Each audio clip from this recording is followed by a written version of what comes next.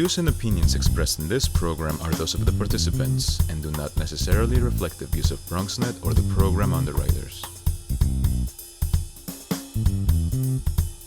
It's New York City Fashion Week, and many stars and top designers will be flocking to the city.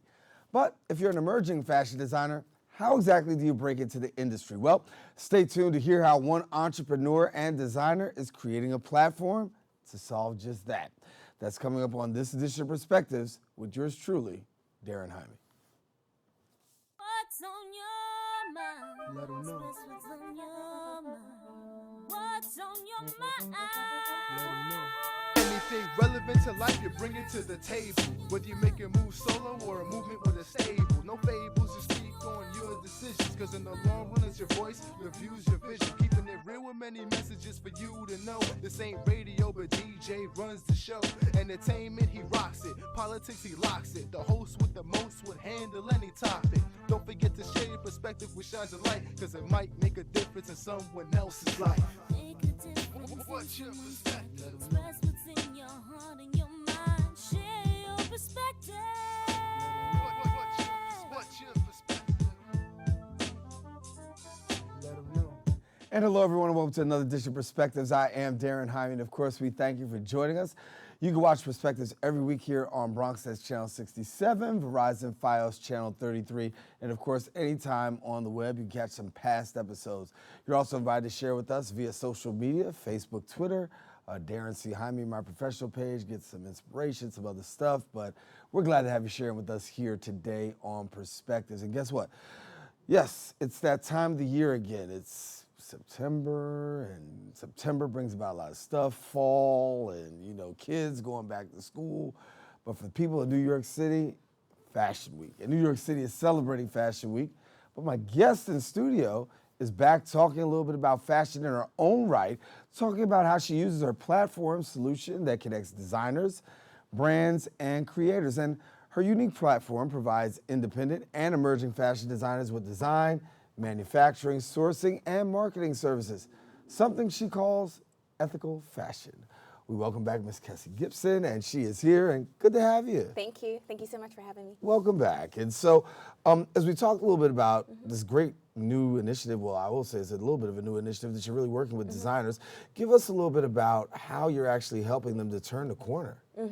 So, as you mentioned, it's Fashion Week, and so of course, like you have every year, this is a platform where a lot of new designers are launched, and they get a lot of interest from both the press and from other stores, boutiques, opportunities for distribution, client base, right? The problem that a lot of emerging designers encounter is that once you have this great sample collection of beautiful runway pieces or couture pieces or whatever it is that you're designing, how do you then take that and make it a business? Meaning, how do you scale the production to be able to satisfy the market demand as you experience it, whether it's from locally, from the 10 stores that you want to supply, from Instagram or social media, from all the followers that you're selling to. How do you actually do that? Club Debut is a platform that I created to solve one of the problems we are aiming to solve, which is a manufacturing problem. And we really pride ourselves on ethical manufacturing. And so what that entails is that we actually provide that solution to designers. So if they come to us with finished designs, we're able to take those designs and put it through the entire manufacturing process, logistics, supply chain, everything, and deliver back to them their products as they wanted it. And so it's really taking a lot of the middleman out, right? It is, and it's making it just a lot more efficient from a capital perspective and time perspective for the designer. So instead of having to wait, for example, for a sample for 45 days and then wait another 3 months to get a collection, you can actually speed up that process, number one. But number two, the most important is that it's super hands-on. So you're able to be really integrated throughout the entire process. We really pride ourselves on transparency, and so that's something that we give to the designers, which we hope empowers them as well. So a designer finishes their concept, they can actually turn it over to you, really, and you guys can really work them through this concept. I know the middle piece, it sounds so nice, like we'll just give it right back to you, right? But it's really laborious. It's extremely time-consuming and difficult. There's a lot of things that could go wrong along the way, and a lot of things do go wrong along the way. So having that support system, having an infrastructure that's really skilled and has the expertise in doing that. But more than that, the relationships to be able to solve those problems is critical to success. So tell me, why do you feel like a platform such as this is necessary for designers? It's necessary, one, because it's just really, most designers, if you speak with them, coming out of Parsons, FIT, all the design schools, what they'll tell you is that, they come out having this great aspiration to be, to have this specific dream come to life. They year after year curtail that dream. So they start either in merchandising, or I'm going to work for another designer, or I'm going to, be a creative director for something. And they work their way up. And many years later, they still have not been able to access that initial dream that they started out thinking that they would accomplish when they went to FIT or Parsons, for example. And so it's really just about helping them to be able to not have to take that laborious route, to get the confidence to feel like, oh, now I can do it. Now I can go ahead and do my own thing. And even as they get to that point of doing their own thing, is now understanding, well, I don't have to necessarily go through so many different middle channels to get there. I could just get to the end. And that's kind of what we're trying to do. And not only that, the other part that we facilitate, because once you have everything manufactured, you also want to be able to market. Right. You want to bring it to market in a strategy. You want to sell it. You want to be able to introduce different products. You want to maintain and sustain over time. So we provide all of that as well. Is it just for designers? It's not just for designers. I'm glad you asked that. As we were working through the different components, we realized that there's a real lack of cohesion for the photographers, the cinematographers, the makeup artists, all the people in the value chain.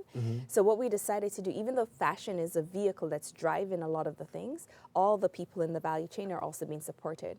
The next step of what we're hoping to do is create an actual meeting place, a convening place, so people can actually collaborate in one ecosystem, in one space. Wow. And we're right now fundraising to actually deploy that concept. That's an and awesome we're well concept. on the way. So I take that as a part of the short-term plans that you got? It's short, moving into the middle term to long-term plans. Short meaning that we will either lease a facility in one flagship city. Right now we're thinking would start in Miami because it's just so much opportunity there just in terms of space, but development and just the way everything is changing, dynamism, plus it's a cultural center for a lot of different things, including designers from New York. It's kind of where a lot of things meet.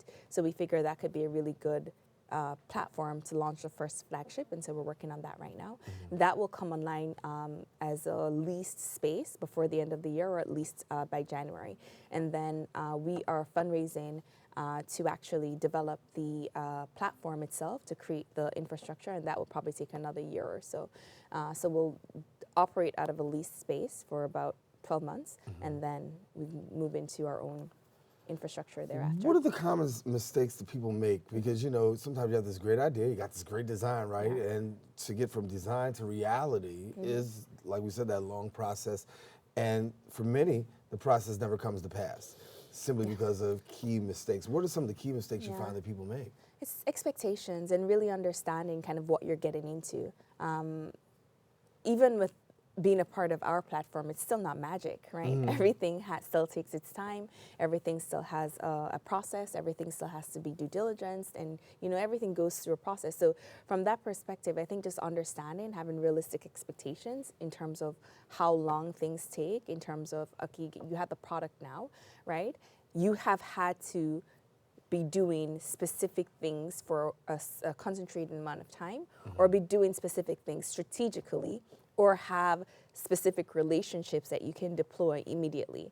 If you come to the table with none of those, understand that that has to be created and curated for you, and that takes time.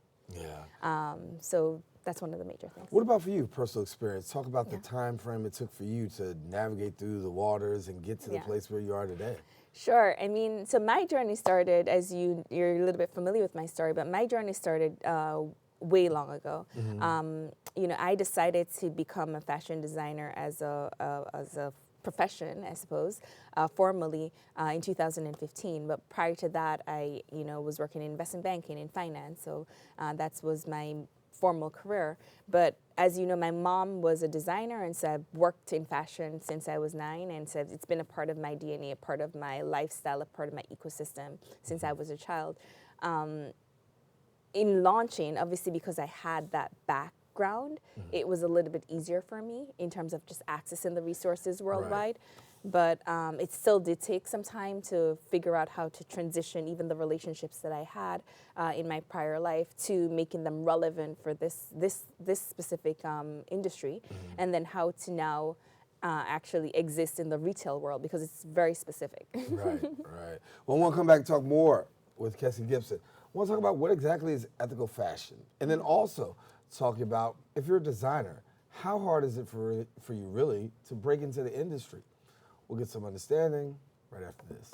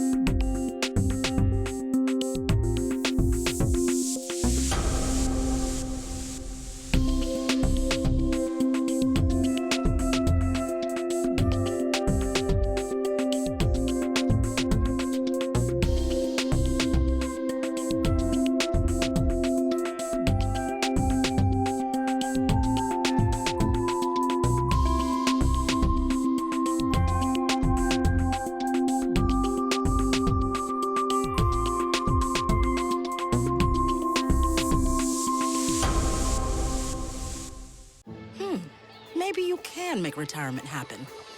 After all, you made this vacation happen. Double points with every purchase? Cleverly merging promotions. I love it. Cross-referencing travel sites. And booking all your flights with those... Vouchers. I got us bumped. They were like, oh. But now they're like... Aloha. You aced this vacation. Now get the tips you need to get on track at aceyourretirement.org.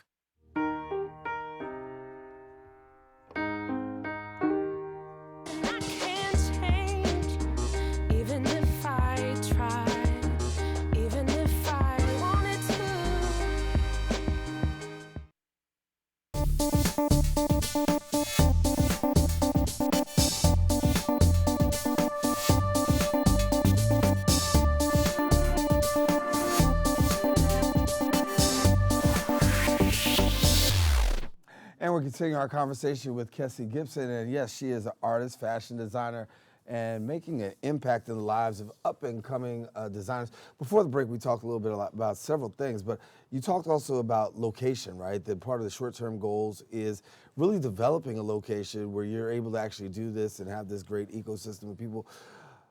I guess the question is, why is the location necessary? It's absolutely important because people need a place to go to call kind of home. Right, and when I say that, when you think about what you asked earlier about what it takes to get to market. So after you manufacture, you have the products, right? Then you need to have a photo shoot. You need to take videos. You may need to do a podcast to get the word out. You may need to interact or collaborate with other people. Having that space, the central space for people to actually do that with all the right equipment, this different studio setup, and just a common space for members to come in and be able to work is the greatest way to create value in a very short term. Because now you get all the pieces and you limit the friction, right? But even beyond that is the possibility for it to be a convenient space, a space where people can come together to speak, discuss topics that matter, whether it's in the industry, socially, economically, and it is putting people together like that, creatives, but not just creatives, giving them contact with investors, with VCs, with politicians, with other, business people, with community leaders, having that place where everybody gets to meet, to have those conversations is also really important because that's how you get to really, really move the dial a little bit forward. Is that a common thread that we see amongst people who are coming up, that there's a limited access to resources, access to being able to connect, and like everybody's siloed out? Yeah, and that's why, in a lot of ways, if you think about it just from the real estate perspective, WeWork, for example, that's why that was such a great solution when it came online, because it created that place where a number of different entrepreneurs can go and call it home, so to speak, and in doing so, they create a community in the spaces that they work together, but not having to have the big overhead of paying for the facility on a monthly basis because that's a fixed overhead, right? And so it's similar to that in terms of eliminating that cost, number one, but eliminating the friction, which is how you get something being ready, but it doesn't get online or it doesn't get where it needs to be for a month and a half or so because you need to wait for the modeling, you wait for the creative director, then you have to book a studio, then after you need to edit the photos, and each of these are different people normally or different entities, and so when you put it all together, everything kind of just happens, you know, a lot faster. And the physical location, you know, create the opportunity for that. You talked about cost earlier. Talk about how much is it going to cost to really be able to do this and put this together? Yeah, so initially, with the location being in Miami and with the cost of just like things there, we're looking at raising $350,000 to do the physical space, which is going to be a leased facility for 2 years. And then we're developing a whole ecosystem that has basically different studios in terms of labs. All the labs I spoke about, it has co-working spaces, so a little bit of option for people to come and just literally sit there and work. It has meeting spaces, conference rooms, temporary offices that people can book. And then we'll have an area just for programming, like I told you, so people can come together, convene, you know, create innovation together. And then we'll have retail in the same complex where you can essentially, the designers and people who are part of this ecosystem will be able to sell their products inside of the boutiques. That is going to cost about $8.5 million, and we're currently also fundraising for that. The way we want to actually raise the money for that is through Opportunity Zone financing. And so I'm not sure how much, if you want to talk about that. Explain for somebody who doesn't know about the Opportunity Zone. I mean, I'm familiar, but explain a little bit about it. So Opportunity Zone financing is basically, you know, a financing option that was made available by recent legislation under the current president. And the idea for the Opportunity Zones when he created this option was to give, you know, people who want to invest in developing communities an opportunity to invest and then help use those investments to spur economic development as an incentive to make sure that people are properly motivated to go and do that.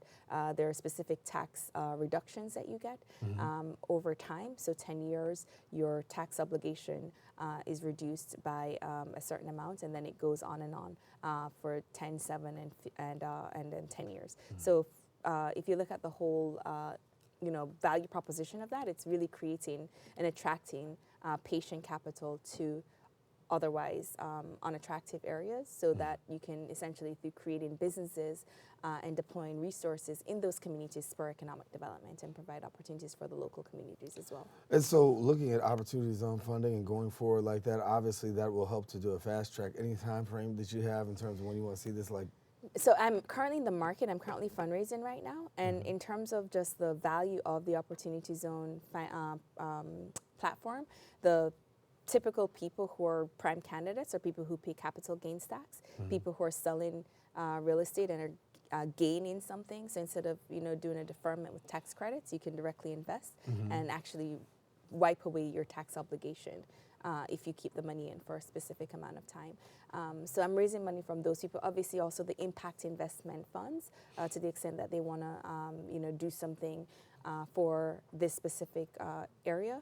And then just general individuals who want to invest in something that's a good value proposition on its own. But in addition to that, by investing, you guarantee that over the life of your investment, as long as it stays beyond 10 years, all the gains that are acquired from being a part of that, you won't be taxed on from a capital gains perspective. And so that's all very important for potential investors who may be listening. Right. Well, there you go. You got the investor spill right there. But when you talk about importance, it's very important and near and dear to your heart. Talk to me about why, because you can sense a passion about this, right? And I feel passionate about this.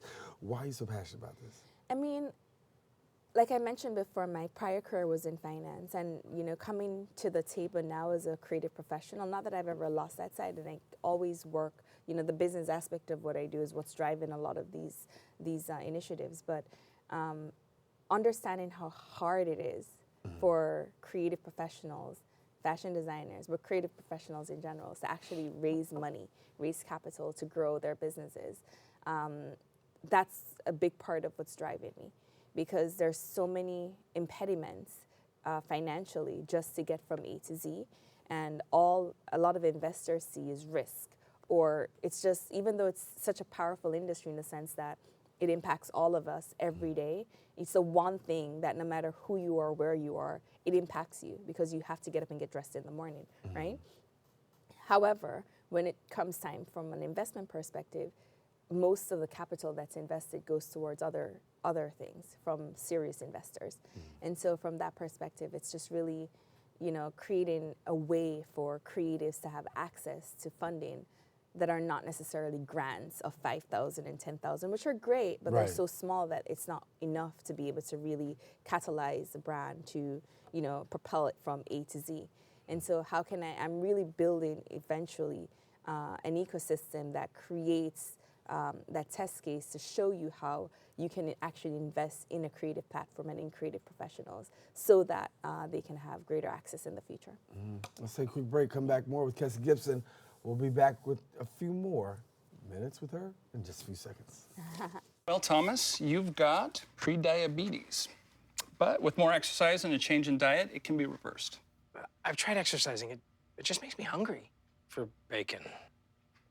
I love bacon, too. And who really likes to exercise? Not me. Me neither. Nobody.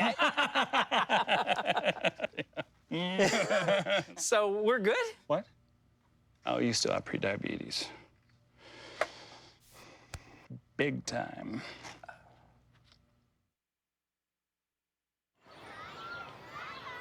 Did you know kids who play outdoors have healthier lungs? Totally. I did. Did you know that boys that play with dolls make better husbands? My son has lots of dolls. But did you know terracloth diapers breathe better? I did. It's totally true. Oh, yeah. Did you know that strollers have the right of way on the sidewalk? Yes. Yep, I did. Did you guys Did you know that kids who eat breakfast have higher GPAs? Yeah, I know. Yeah.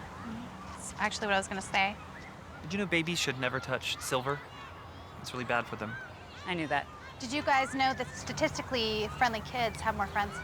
Mm-hmm. Yeah. That's obvious. Did you know most people think they're using the right car seat for their kid, but they're not?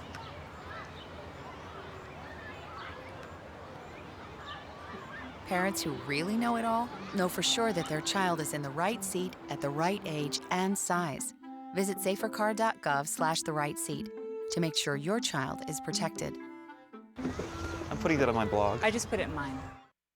Back here on Perspectives, our guest in studio, Kesi Gibson, and you talk about all this great work that's going on. People say, listen, I'm intrigued. How does a person become a member? So we have an application online. Typically, what we do is that we work with smaller cohorts of individuals in specific segments. So in different tracks, so you have the photographers, videographers, you have the gaming side for the people who want to do create the games using artificial intelligence, virtual reality. And then we have the designers. So for the designers, we usually work with 21 designers at a time. And the reason for that is because it's extremely hands-on. And this is kind of like the first cohort of designers. So we want to start with a small, really intimate group. And so we can really focus all the attention on them. And then we'll figure out in the future how we grow that and expand that as we're able to expand in different regions. So how long for each cohort do you give? 6 months. 6 months. Okay. Yeah. And that's about? And that's assuming that you're starting from scratch. Okay. So if let's say you already have a bunch of different collections you've already launched, you just want to find new manufacturing, for example, and then be a part of the community. So that's a shorter time frame because it's obviously more service oriented, like specifically. But the one thing that holds us together is that everything that we do, you have to first buy into the concept of ethical manufacturing. So understanding that we are not a platform for fast fashion, for example. So that's number one. And then just being able to show that you really value kind of the things that we value, which is mainly around collaboration, shared resources, creating commitment to the community, and commitment to the art and to your work. Is that how you define ethical fashion? No, ethical fashion really more is about the supply chain and how you treat people in the supply chain, fair wages, making sure that people are working reasonable hours, they're cared for. There's a humanity side of it. That's more the ethical fashion, and then in a big way, creating opportunities that provide those employees and workers with means to sustain their economic livelihood. And so that's really the main focus of that. So with all the great stuff you got going on, you got to tell me, like, what's happening next? What's happening next? So much is happening next. So right now we're onboarding new designers. So I want to just give a shout out to the designers we already have on board. So we have She by Avelia Moore. She spelled S-H-I. And you can look her up on Instagram, Facebook, She, S-H-I. And then you also have Daniela Tulashova, who is actually a really, really amazing singer. She's about 13 years old from Kazakhstan.